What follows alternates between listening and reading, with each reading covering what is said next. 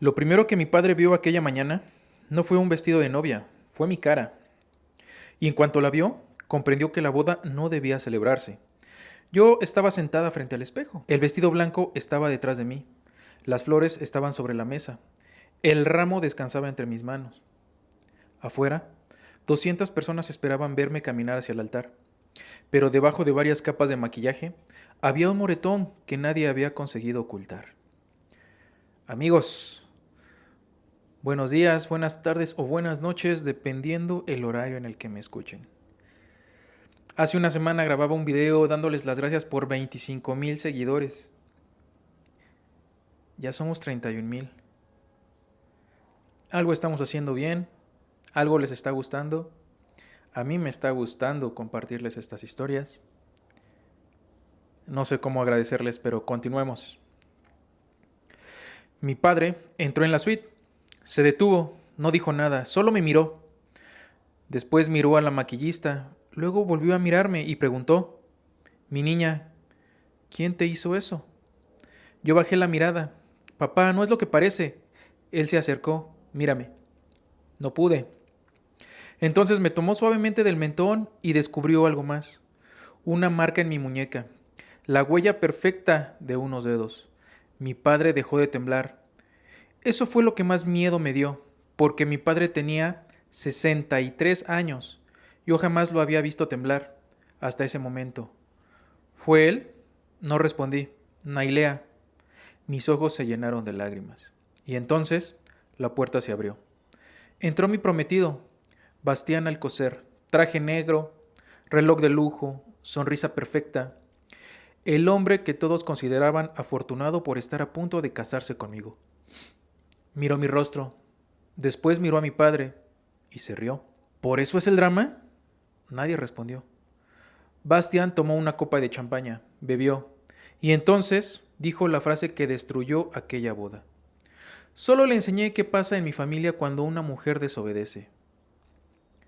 Mi padre dejó la copa sobre la mesa, caminó hasta la puerta, la cerró, puso el seguro y se volvió hacia Bastián.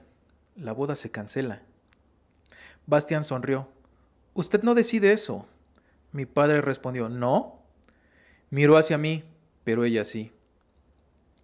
Y esa fue la primera vez en meses que alguien me preguntó qué quería yo. Mi nombre es Nailea Valtierra.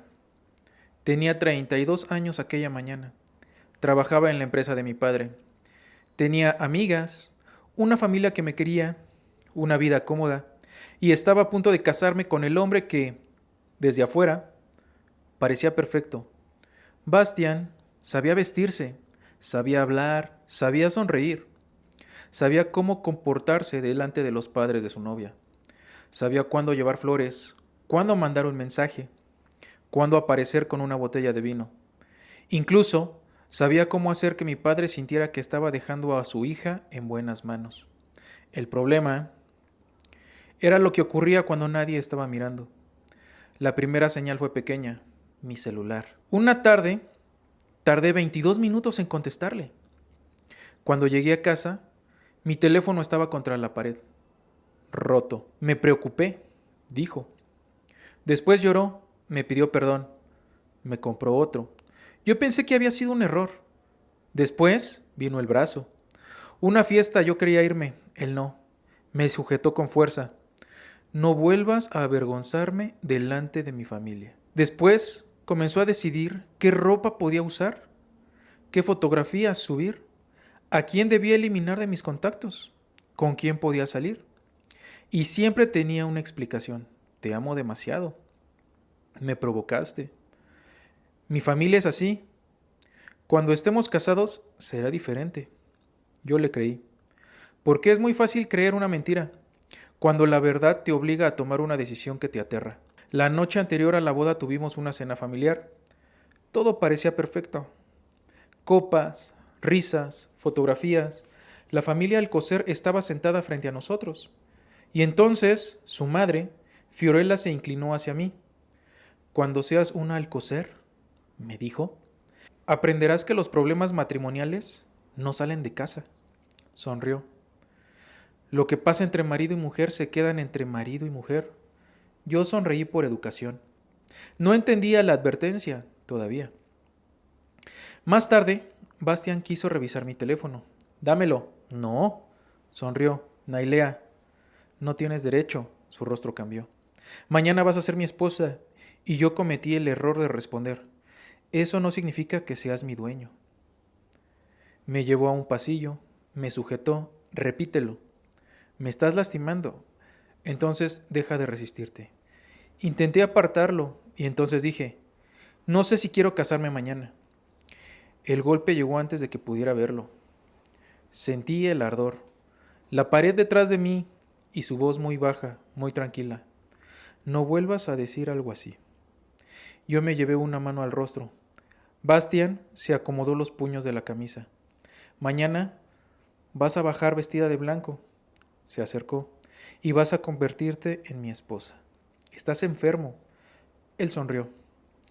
Si haces una escena, hizo una pausa, tu papá lo va a pagar. Aquella frase fue la que consiguió que me callara. No tenía miedo por mí, tenía miedo por él. Regresé a la mesa, sonreí, hice fotografías, brindé, y cuando alguien me preguntó si estaba feliz, respondí que sí. Esa noche dormí 2 horas. A las 7 de la mañana estaba frente al espejo, intentando borrar con maquillaje algo que no podía borrarse. Entonces entró mi padre y vio la verdad.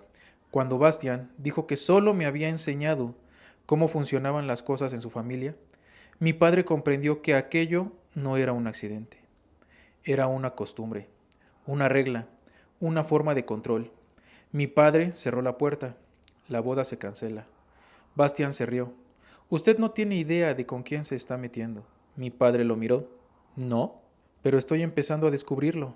Entonces, Bastian cometió otro error. Debería pensar en su empresa. Mi padre quedó inmóvil. ¿Qué sabes de mi empresa? Bastian sonrió. Más de lo que cree. Y comenzó a mencionar créditos, contratos, socios, información que jamás debió conocer. Mi padre lo miró, después me miró a mí, y algo cambió en su expresión, porque en ese instante entendió que Bastian no solo había estado controlándome a mí, también había estado observando a mi familia. La boda se canceló, pero el problema apenas comenzaba. Los Alcocer empezaron a contar su versión. Decían que yo había sufrido una crisis, que estaba confundida, que había cambiado de opinión, que Bastian estaba devastado. Y mientras Internet discutía quién tenía la culpa, recibí un mensaje. Número desconocido. Solo decía, si quieres saber por qué Octavio no se sorprendió al ver tu moretón, pregunta por Lucía Armenta. ¿Lucía Armenta? Yo no conocía ese nombre, pero mi padre sí. Cuando se lo pregunté, se quedó callado. ¿Quién es? Una mujer que trabajó para los Alcocer. ¿Qué le pasó? Mi padre me miró. Desapareció 9 años antes. Y eso no fue lo más extraño. Lo extraño fue que, cuando busqué su nombre, encontré un artículo, una pequeña noticia. Una mujer había desaparecido después de denunciar irregularidades financieras relacionadas con un proyecto inmobiliario de los Alcocer. Su nombre era Lucía Armenta. La fotografía mostraba a una mujer joven, seria, cabello oscuro, una pequeña cicatriz junto al labio. Debajo de la fotografía había una frase: la familia niega cualquier irregularidad. Pero alguien había guardado la verdad. Y 9 años después, esa verdad estaba empezando a regresar. Una mujer llamada Matilde Soria me llamó. Lucía me pidió que conservara algo. Era una caja. Fuimos hasta su casa. Adentro había fotografías, contratos, nombres, fechas y una libreta. En ella aparecían personas que habían recibido dinero, abogados, funcionarios, empresarios, y junto a algunos nombres, una cruz. Pasé las páginas hasta encontrar un nombre que me dejó sin respiración. Arcadio Valtierra, mi padre. Lo miré. ¿Qué significa esto? Intentaron comprarme. ¿Y aceptaste? No. Matilde habló. Lucía lo sabía. Mi padre cerró la libreta. Por eso me pidió que guardara silencio. Entonces encontramos una página arrancada. Solo quedaba una frase. Si algo me sucede, Busquen el lugar donde Bastian aprendió a obedecer. Bastian, no Octavio, Bastian. Encontramos el antiguo internado donde Bastian había estudiado. Un vigilante nos habló. Nos llevó hasta el sótano. Había un cuarto, pequeño, oscuro. Las paredes estaban llenas de marcas, fechas, iniciales y una frase escrita con carbón. No soy como él. Debajo, una inicial. B. Bastian. El vigilante finalmente dijo: su padre lo encerraba aquí. ¿Por qué? ¿Para castigarlo? Y Lucía, el hombre tragó saliva. Ella venía algunas noches. Entonces encontramos una fotografía. Bastian adolescente, junto a Lucía, 9 años atrás. En la parte posterior, él sabe la verdad. Por primera vez, pensé algo que me incomodó. Tal vez Bastian había sido víctima, pero eso no borraba lo que me había hecho. Comprender el origen de una persona no significa justificar en quién decide convertirse. Esa noche, Bastian llamó. No contesté. Volvió a llamar. Finalmente respondí. ¿Qué quieres? Su voz era diferente. Ya no había arrogancia, solo cansancio. Mi padre mató a Lucía. ¿Qué dijiste? Yo estaba ahí. Bastian tenía 17 años. Su padre había encerrado a Lucía. Él intentó detenerlo. No pudo. Y después, su padre lo amenazó. Me dijo que si hablaba, mataría a mi madre. Yo cerré los ojos. ¿Y por qué nunca dijiste nada? Porque tenía miedo. Yo también tuve miedo. Silencio. Lo sé. Entonces, ¿por qué me golpeaste? No respondió. ¿Por qué me controlaste? Nada. ¿Por qué querías casarte conmigo? Finalmente dijo. Porque mi padre quería unir nuestras familias. Mi estómago se revolvió. ¿Y tú? Yo pensé que podría protegerte. Solté una sonrisa. No me protegiste, lo sé, y no espero que me perdones. Entonces dijo, mi padre sabe que ustedes tienen la caja. En ese momento escuchamos un ruido afuera. Bastian susurró, ya viene. La llamada terminó. Mi padre apagó las luces. Alguien intentó abrir la puerta. Un golpe, otro, entonces escuchamos una voz. Nailea, era Bastian. Entró. Tenía sangre en la camisa. Mi padre, ¿dónde está? Venía hacia aquí. Mi padre miró la caja. ¿Qué contiene? Pruebas. Bastian sacó un documento. Nombres, fechas, pagos. Una lista de personas compradas para mantener el silencio. Mi padre lo miró. ¿De dónde sacaste eso? De mi padre. ¿Te lo dio? No. Se lo robé. Mi padre había llamado a las autoridades. La investigación comenzó y durante las siguientes semanas la verdad empezó a aparecer. Octavio Alcocer fue detenido. La investigación reveló una red mucho mayor, pero Lucía seguía desaparecida. Hasta meses después encontraron sus restos. La noticia llegó un martes. Mi padre entró a la cocina con el periódico. No dijo nada, no hizo falta. Yo lo abracé y lloré. No porque la historia hubiera terminado, sino porque finalmente alguien había pronunciado su nombre. Lucía Armenta. 9 años después, ya no era una desaparecida, era una mujer, una hija, una amiga. Una persona cuya vida había importado. Bastian tuvo que responder por lo que había hecho. No quedó libre por haber sido otra víctima. No se borraron sus agresiones, tuvo que enfrentarlas. La última vez que lo vi fue en una audiencia. Nos miramos. Lo siento, dijo. Yo asentí. Yo también. ¿Por qué? Lo miré durante unos segundos. Porque alguna vez pensé que eras alguien diferente. Él bajó la cabeza. Yo también. No volvimos a hablar y fue mejor así. Un año después regresé al hotel, la misma suite, el mismo espejo, la misma habitación. Me senté frente al cristal. Por unos segundos pude ver cómo aquella mañana, el vestido, el ramo, el maquillaje, el miedo. Y recordé el momento exacto en que mi padre me preguntó, ¿quieres casarte? Durante meses pensé que él había salvado mi vida, pero con el tiempo entendí que había hecho algo todavía más importante. Me había devuelto la decisión.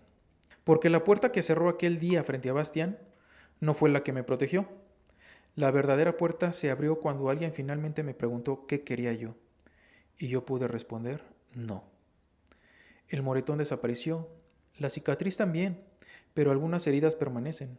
No en la piel, en la forma en que uno mira una puerta antes de entrar, en el miedo cuando alguien levanta la voz, en la necesidad de explicar cada mensaje, en la costumbre de pedir permiso para existir. Durante mucho tiempo pensé que sanar significaba olvidar. No. Sanar fue poder recordar, sin volver a sentir que estaba ahí. Fue aprender que los celos no son amor, que controlar no es cuidar, que una disculpa repetida no sirve cuando la conducta nunca cambia, y que nadie tiene derecho a convertir el miedo en una forma de obediencia. Meses después fui a visitar la tumba de Lucía. Llevé flores. Nunca conocí su voz. Nunca pude preguntarle qué habría hecho en mi lugar. Pero antes de irme pensé en aquella frase que había escrito 9 años antes. Él sabe la verdad. Quizá Lucía nunca imaginó que alguien encontraría sus palabras. Quizá nunca imaginó que su historia terminaría ayudando a otras mujeres. Quizá nunca imaginó que una mujer que ni siquiera conocía algún día estaría frente a su tumba agradeciéndole. Dejé las flores, me alejé y mientras caminaba entendí algo. Aquel moretón no había arruinado mi boda, había salvado mi vida. Porque algunas veces la verdad llega tarde, a veces aparece debajo del maquillaje, a veces llega en forma de una pregunta que nadie se había atrevido a hacer, y algunas veces, cuando todo el mundo espera que sonrías para la fotografía, la decisión más valiente que puedes tomar es dejar de fingir. Mi padre cerró una puerta aquella mañana. Yo pensé que estaba terminando mi historia, pero estaba equivocado, porque mientras aquella puerta se cerraba detrás de mí, por primera vez, una vida entera se estaba abriendo delante de mí. Fin. Y al final creo que no solo mujeres, también hombres, ya solamente se quedan ahí por el hecho de pensar que la persona va a cambiar, pero no sucede. Qué buena historia. Gracias por escucharme, muchachos. Les agradezco mucho. Que tengan buena mañana, tarde o noche, dependiendo de dónde me escuchen. Hasta luego.